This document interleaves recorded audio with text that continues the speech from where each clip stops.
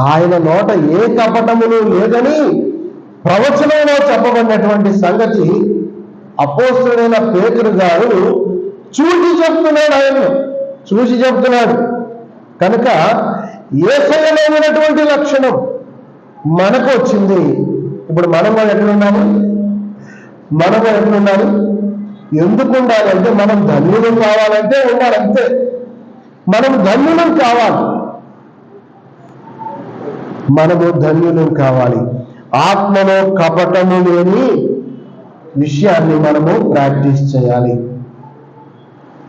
ప్రభువా, యథార్థంగా ప్రవర్తించేటట్టుగా, కపటం లేకుండా ప్రవర్తించేటట్లుగా నాకు సహాయం చేయమని సాధారణంగా మనం ప్రార్థన చేస్తాం. అంటే యథార్థంగా పెట్టుకున్నాం, కపటం లేకుండా ఉండేటట్టుగా చేయగా, యథార్థంగా ఉండేటట్టుగా చేయగా అని మనం ప్రార్థన